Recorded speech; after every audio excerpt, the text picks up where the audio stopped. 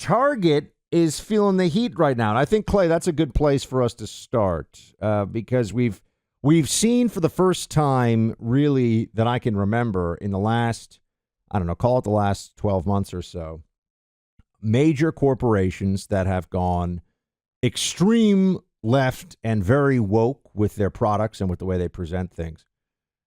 We've seen them start to get meaningful pushback, not just people saying, I don't like this, but financial consequences, which is the only thing that's going to change that corporate behavior, right? Unless it hurts the bottom line, nothing changes. In fact, I had been frustrated for a while because the right had been saying, go woke, go broke, and it hadn't really been true. I mean, you look at Colin Kaepernick, for example, somebody who became much more famous and much wealthier because of his wokeness, right? There are other examples you can point to. We say go woke, go broke, but it hadn't really worked out that way.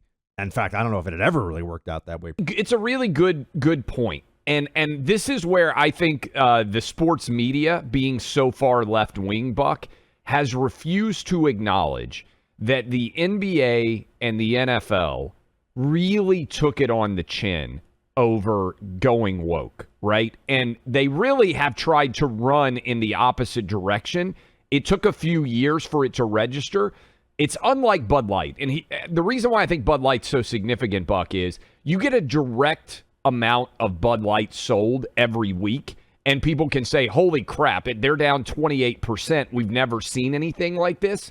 I think it's harder to see in some brands than others, but the television ratings of the NBA have collapsed.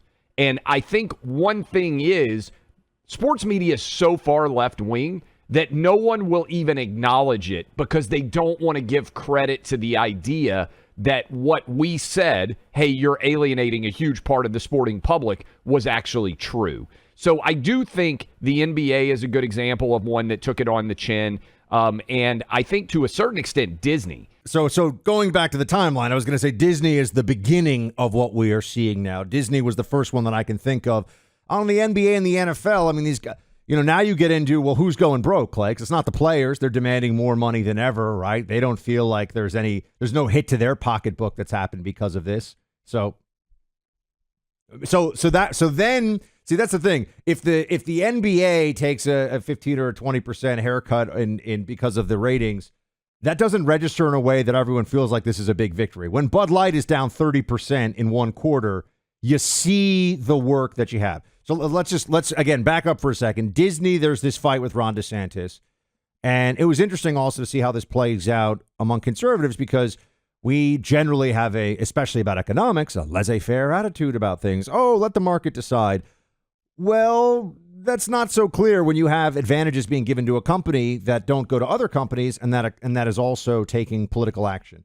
So Disney was the beginning of what we saw as pushback, and then the Bud Light phenomenon happened, which has put the fear of the bottom line, to be sure, if not the fear of the almighty, into some of these companies. And then we add to that now Target, because of the bathing suits that tuck away the man stuff.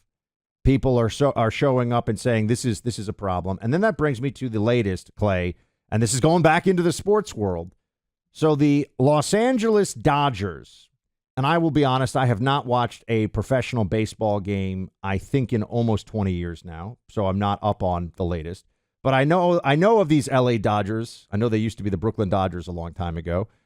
They had invited for Pride celebration stuff. They invited this group, Sisters of Perpetual Indulgence. And this is for their annual LGBTQ plus. I don't know why they're leaving out the IA. I think that's really not inclusive enough. So I'm going to write to the New York Times here because the IA, the plus isn't enough. You need the IA and then the plus. But they invited the Sisters of Perpetual Indulgence, and then they disinvited them. And now they've re-invited them for their June 16th celebration of Pride Night at Dodger Stadium. For anyone who doesn't know, the Sisters of Perpetual Indulgence have been around since, I think, the 80s.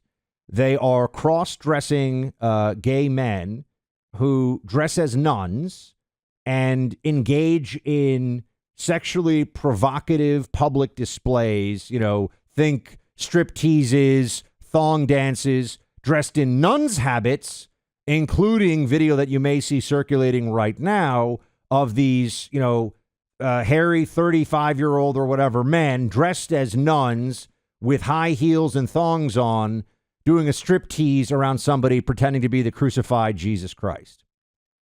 And we all sit around saying, okay, first of all, why does anyone in the Pride celebration community think the Sisters of Perpetual Indulgence are a group that should be supported, period? I want to start with actually that one for everyone out there. And then what do the LA Dodgers think the audience that they have, a lot of Catholics in general, a lot of Christians in general, a lot of Latino Catholics, for example, who are very fond of baseball. Probably the base of Dodger fans in LA is overwhelmingly Catholic, Hispanic fan base. I have to ask you, Clegg. I mean, you're not a Catholic. I am. If they had invited, let's say, a group that did depictions of the Prophet Muhammad and then sexualized it and mocked the whole thing, would that be okay? Or if they did something that was meant to mock Judaism, if they had a pride group that had, rabbis dressed up and were then all, I can't even describe on radio some of the displays that the Sisters of Perpetual Indulgence do, but it's meant to absolutely graphically, sexually humiliate Catholics. That's the whole point of it. I was raised Southern Baptist, so that is my religious background. You are Catholic in particular. But what I would say, Buck, is what you just said. If the Dodgers, as part of an outreach, decided that they were going to allow a group that mocked anyone affiliated with the Jewish faith, anyone affiliated with the Muslim faith, they would be immediately condemned and disallowed.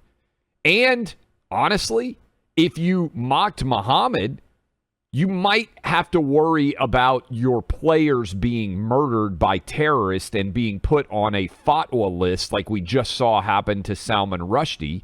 Or in the Danish cartoons controversy. By the way, you absolutely would have to worry about that. 100%, because they would say, you are mocking our religion, we're going to kill you, right?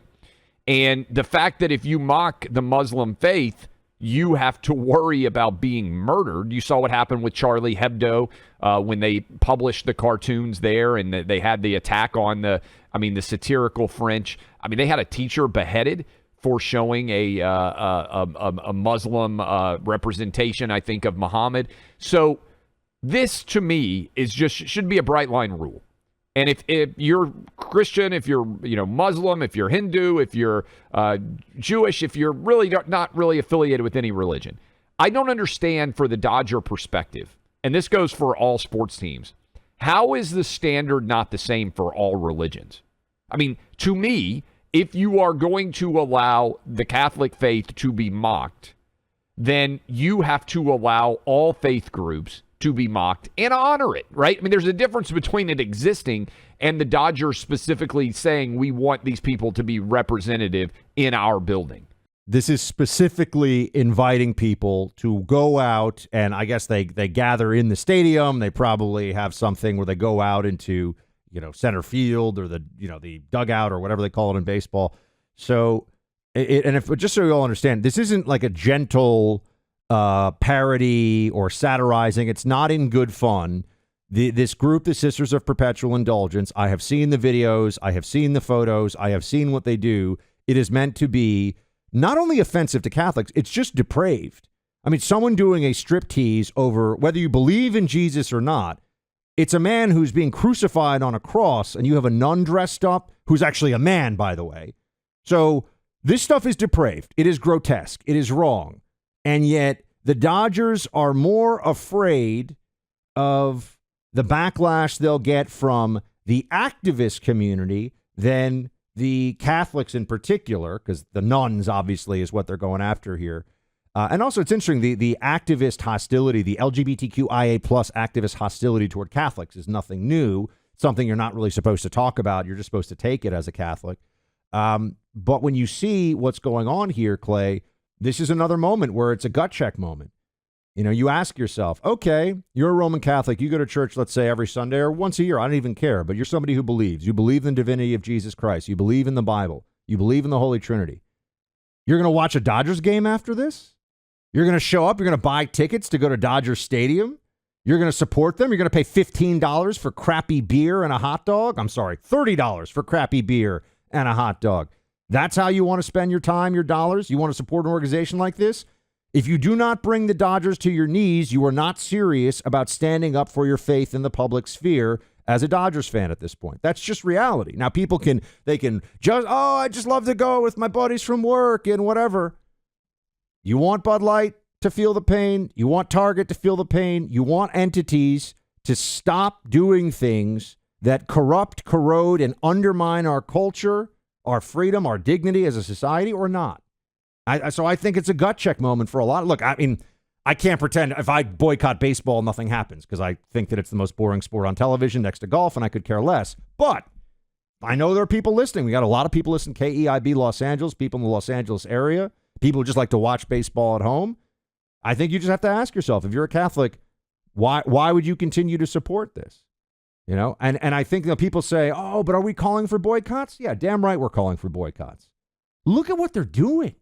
I mean, did you see the other day, Clay? They went viral with some story. Oh, they're banning books again in Florida. They were restocking books. Yeah, I know. They were the opposite of banning. They were buying more books. I think at some point, when we come back, let's talk about this more. And I want to open up phone lines, 800-282-2882. What I would say is this. At some point, I think the key here is that there are so many people who are on the right and in the middle, and frankly, on the left, just a little bit to the left, right, who disagree with a lot of this, but they don't want to create a stir. And so for so long, the far left wing in this country has created all the stirs, and so they have won in many of the cultural battles out there, and there have been no consequences for going too far left wing. Zero. We have to stop turning the other cheek. At some point when you get punched in the mouth, you have to throw a punch back.